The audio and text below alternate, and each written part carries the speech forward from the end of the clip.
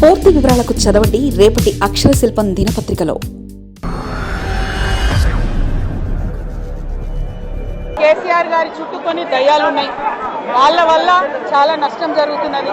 పార్టీలో ఉండేటటువంటి నేను కేసీఆర్ గారి కూతుర్ని అంతరంగికంగా నేను రాసినటువంటి లేఖనే బయటికి వచ్చిందంటే మరి ఇతర సామాన్యుల సంగతి, ఇతరుల పరిస్థితి ఏంటి పార్టీలో అన్నది ఇవాళ చర్చ. కవిత లేఖను లీక్ చేసింది ఎవరు? బీఆర్ఎస్ వర్గాల్లో ఆసక్తికర చర్చ. వేరు కుంపటికి రెడీ అయ్యిందా? కవిత రాసినట్టుగా పేర్కొంటూ లేఖలో కేసీఆర్ ఆమె పలు ప్రశ్నలు సంధించారు. అంతేకాక ఆ లేఖలో పాజిటివ్, నెగిటివ్ ఫీడ్బ్యాక్ పేరిట అంశాల వారీగా పేర్కొన్నారు. తెలంగాణ రాజకీయాల్లో ఎమ్మెల్సీ కల్వకుంట్ల కవిత లేఖ సంచలనంగా మారింది. గత నెల 27న హన్మకొండ జిల్లాలోని ఎలకర్తుర్తిలో బీఆర్ఎస్ పార్టీ రజతోత్సవ మహాసభ జరిగింది. ఈ సభలో ఆ పార్టీ అధినేత, మాజీ ముఖ్యమంత్రి కేసీఆర్ ప్రసంగిస్తూ కాంగ్రెస్ ప్రభుత్వం లక్ష్యంగా విమర్శలు చేశారు. ఈ సభ తర్వాత పార్టీ అధినేతకు ఆయన కుమార్తె ఎమ్మెల్సీ కవిత 6 పేజీల లేఖను రాసినట్లుగా ఓ లేఖ గురువారం బయటకు వచ్చింది. ఈ లేఖపై బీఆర్ఎస్ నేతలు, పార్టీ కార్యాలయం, కవిత కార్యాలయ వర్గాలుగా స్పందించలేదు. దీంతో ఈ లేఖపై బీఆర్ఎస్ వర్గాలు అనేక అనుమానాలు వ్యక్తం చేస్తున్నాయి. కవిత రాసినట్లుగా పేర్కొంటున్న లేఖలో కేసీఆర్కు ఆమె పలు ప్రశ్నలు సంధించారు. అంతేకాక ఈ లేఖలో పాజిటివ్, నెగిటివ్ ఫీడ్బ్యాక్ పేరిట అంశాల వారిగా పేర్కొన్నారు. బీఆర్ఎస్ పట్ల కవిత తీవ్ర అసంతృప్తితో రగిలిపోతున్నారన్న ప్రచారం జోరుగా జరుగుతుండగా ఆమె పేరుతో తాజాగా బయటకు వచ్చిన లేఖ కలకలం రేపుతుంది. ఇందులో ఆమె బీఆర్ఎస్ రజతోత్సవ సభపై తన అభిప్రాయాన్ని వెల్లడించారు. నెగిటివ్, పాజిటివ్ ఫీడ్బ్యాక్ అని కేసీఆర్కు కవిత లేఖ రాసినట్లుగా చెప్తున్నారు.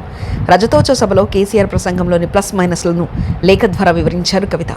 ఆపరేషన్ కగార్ను వ్యతిరేకించడం, పహల్గాం మృతులకు మౌనం పాటించాలని కోరడం, రేవంత్ పేరును ప్రస్తావించకుండానే కాంగ్రెస్ ప్రభుత్వం ఫెయిలైందని చెప్పడం బాగుందని లేఖలో పేర్కొన్నారు. నెగిటివ్ ఫీడ్బ్యాక్లో మాత్రం సంచలన అంశాలు ప్రస్తావించారు.